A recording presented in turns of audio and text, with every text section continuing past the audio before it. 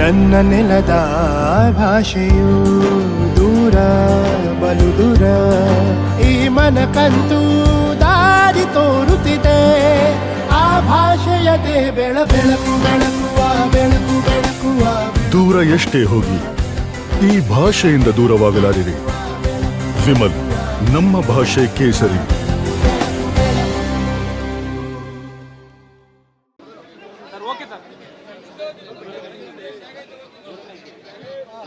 ಈ ಶ್ರೀನಿವಾಸ್ ಪ್ರಸಾದ್ ಅವರು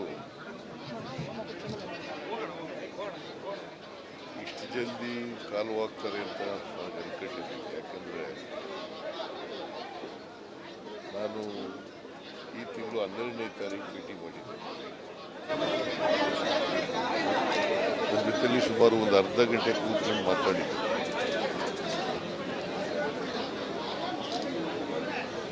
ದೇಶದ ಪಾಲಿಟಿಕ್ಸ್ ಎಲ್ಲ ಮಾತಾಡಿದ್ರು. ಜೊತೆಗೆ ಅವರಿಗೆ ಅವತ್ತು ನಾವು ನೋಡಿದಾಗ ಮೆಂಟಲ್ ಫ್ಯಾಕಲ್ಟಿ ಭಾಳ ಚೆನ್ನಾಗಿತ್ತು, ಜ್ಞಾಪಕ ಶಕ್ತಿ ಭಾಳ ಚೆನ್ನಾಗಿತ್ತು. ನಾನು ಅಂದ್ಕೊಂಡಿದ್ದೆ ಇಷ್ಟು ಬೇಗ ಸಾಯ್ತಾರೆ ಅಂತ. ಆಮೇಲೆ ಮೊನ್ನೆ ನಾನು ಹಾಸ್ಪಿಟ್ಲಿಗೆ ಹೋಗಿದ್ದೆ ನೋಡಲಿಕ್ಕೆ. ಅಷ್ಟೊತ್ತಿಗೆ ಅನ್ಕಾನ್ಸಿಯಸ್ ಆಗ್ಬಿಟ್ಟಿದೆ.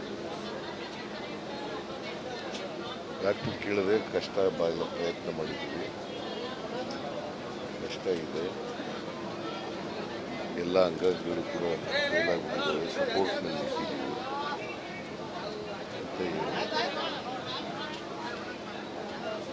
ಸೊ ಅಷ್ಟೊಂದು ಹೋಪ್ಸ್ ಇರಲಿಲ್ಲ ಡಾಕ್ಟ್ರಿಗೆ.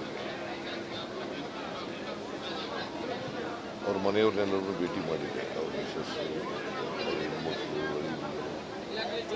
ಎಲ್ಲರೂ ಮನೆ ಭೇಟಿ ಮಾಡಿದ್ದೆ. ಅವ್ರು ಸ್ವಲ್ಪ ಹೋಪ್ಫುಲ್ ಆಗಿದ್ದರು. ಅದಕ್ಕೆ ಮುಂಚಿತವಾಗಿ 2 ದಿನ ಅಂತೇಳಿ ಅವ್ರ ಮಗಳಿಗೆ ಫೋನ್ ಮಾಡಿದ್ದೆ ನಾನು. She was hopeful.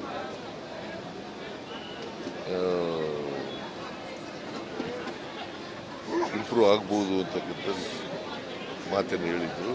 ಆದರೆ 2 ದಿನ ಆದಮೇಲೆ ಆಗಿರಲಿಲ್ಲ.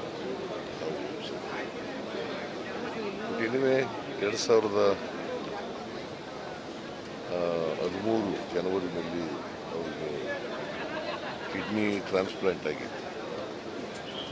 2013 11 ವರ್ಷ ಮ್ಯಾನೇಜ್ ಮಾಡಿದ್ರು. ಸೊ ಟ್ರಾನ್ಸ್ಪ್ಲಾಂಟ್ ಆಗಿದ್ದಂಥ ಕಿಡ್ನಿನೂ ಕೂಡ ಫೇಲ್ ಆಗಿದೆ. ವಿಲ್ ಪವರ್ ಇತ್ತು ಅವ್ರಿಗೆ. ಸೊ ಹಾಗಾಗಿ ಕಿಡ್ನಿ ಟ್ರಾನ್ಸ್ಪ್ಲಾಂಟ್ ಆದಮೇಲೆ ಕೂಡ 11 ವರ್ಷ ಬದುಕಿದ್ರು. ನಾನು ಅವರು ಒಂದೇ ವಯಸ್ಸು.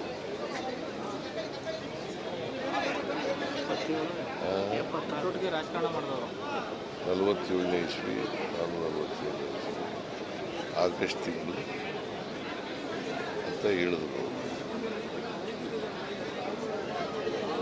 ಬಟ್ ರಾಜಕೀಯದಲ್ಲಿ ನೇರ ನುಡಿಗೆ ಹೆಸರಾಗುತ್ತೆ. ಇದ್ದದನ್ನು ಇದ್ದಾಗೆ ಹೇಳ್ತಕ್ಕಂಥ ಒಂದು ಪ್ರವೃತ್ತಿಯನ್ನು ಬೆಳೆಸ್ಕೊಂಡು ಸಮಾಜದಲ್ಲಿರ್ತಕ್ಕಂಥ ಅಸಮಾನತೆ ವಿರುದ್ಧ ಹೋರಾಟ ಮಾಡ್ತಾರೆ. ಜೊತೆಗೆ ಬಾಬಾ ಸಾಹೇಬ್ ಅಂಬೇಡ್ಕರ್ ಅವರ ಅನುಯಾಯಿಯಾಗಿ